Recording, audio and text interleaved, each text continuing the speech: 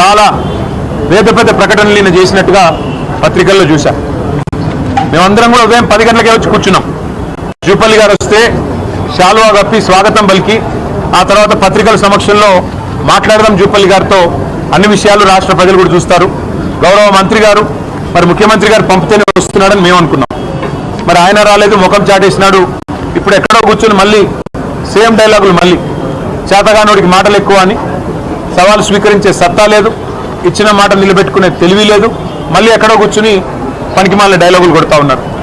మరొక వైపు మా నాయకులు మాజీ ఆర్థిక మంత్రి గౌరవ డిప్యూటీ లీడర్ హరీష్ రావు గారు సంక్షేమ శాఖలో 2000 కోట్ల కుంభకోణం జరిగింది అని చెప్పి ఆరోపణ చేస్తే దాని మీద 3 మంత్రులు మేము వస్తున్నాం గన్ పార్క్కి దమ్ముంటే రండి అన్నారు. హరీష్ రావు గారు బయలుదేరితే మరి వాళ్ళే పోలీసు వాళ్ళకి ఫోన్ చేసి మరి భయపడ్డారేమో. ఎక్కడ హరీష్ రావు గారు, మా నాయకులు, మా శ్రీనివాస్ గౌడ్ గారు, మా ఆర్ఎస్ ప్రవీణ్ కుమార్ గారు ఎక్కడ మళ్ళీ వచ్చి వాస్తవాలు చెప్తే ప్రజల ముందు పరువు పోతుందని ఇక్కడ మా తెలంగాణ భవన్లో బయలుదేరిన మరుక్షణంలోనే పోలీసుల చేత అరెస్టు చేయించి ఇప్పుడు కంచన్బాగ్ పోలీస్ స్టేషన్కి తీసుకొని పోతా ఉన్నారంట. నేను రాష్ట్ర మంత్రులను అడుగుతా ఉన్నా. ఒక మంత్రి ఏమో తెలంగాణ భవన్కి వస్తా అంటాడు, పారిపోతాడు. 3 మంత్రులేమో రండి గన్ పార్క్ అంటారు. మా వాళ్ళు గన్ పార్క్ బయలుదేరితే మా నాయకులు మీరు మమ్మల్ని అరెస్టు చేయిస్తారు. ఇంత భయం ఎందుకు? చేతనైతే అసెంబ్లీ పెట్టండి, కావాలంటే ఒకరోజు అసెంబ్లీ ప్రత్యేక సమావేశం పెట్టి అప్పులేదు. ఎందుకంటే అక్కడన్నా కనీసం మీకు స్పీకర్ గారు మీకు రక్షణగా ఉంటారు. మాకు ఎట్లాగో మైక్ ఇవ్వకుండా మీకే మైక్ ఇచ్చి 1కి 10 సార్లు ఎట్లాగో మీకు బయట మాతో బహిరంగ వేదికల మీద కానీ బహిరంగంగా మీడియా ముందు కానీ చర్చించే దమ్ము ఈ ప్రభుత్వానికి లేదు, ముఖ్యమంత్రికి లేదు, మంత్రులకు లేదు. పిరికి పందలు, చేతగాని దద్దమ్మలు అనే మాట తేలిపోయింది.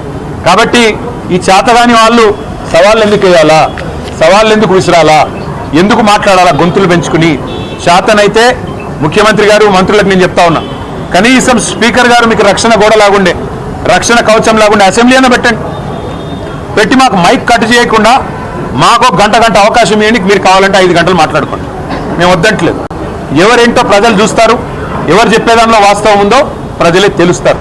అంతేగాని ఈ చేతగాని డైలాగులు, మళ్ళీ చేతగాని సవాళ్ళు విసిరి పారిపోవడం, దీనివల్ల ప్రజాక్షేత్రంలో మీ డొల్లతనం, ప్రజాక్షేత్రంలో మీ అసమర్థత, మీ అవినీతి మళ్ళొకసారి మీరే చెప్పుకున్నట్టు అయిందని చెప్పి కూడా తెలియజేస్తూ, ఇవాళ చాలామంది పిల్లలు, దాదాపు ఒక 100 మంది పిల్లలు అందరూ కూడా పోలీస్ కానిస్టేబుల్ ఉద్యోగాల కోసం ప్రిపేర్ అవుతున్న పిల్లలు, గ్రామీణ ప్రాంతాల నుంచి, జిల్లాల నుంచి ఇక్కడికి వచ్చి దిల్సుఖ్ నగర్లో మరి వాళ్ళ తల్లిదండ్రి కష్టపడి నెలకొక 4-5 వేల రూపాయలు పంపిస్తే అందులో అవస్థలు పడుతూ పీజీ అకామిడేషన్లలో ఉంటూ, వర్కింగ్ విమెన్స్ హాస్టళ్లలో ఉంటూ, చుట్టాల ఇళ్లలో ఉంటూ అవస్థలు పడుతూ ప్రిపేర్ అవుతున్న పిల్లలు ఇవాళ తెలంగాణ భవన్కి వచ్చారు.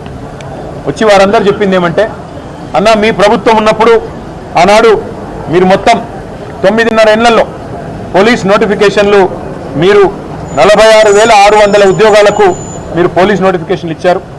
2016లో ఇచ్చినప్పుడు 9,281 పోస్టులకు ఇచ్చినారు. సబ్ ఇన్స్పెక్టర్లు 539 మందికి ఇచ్చారు.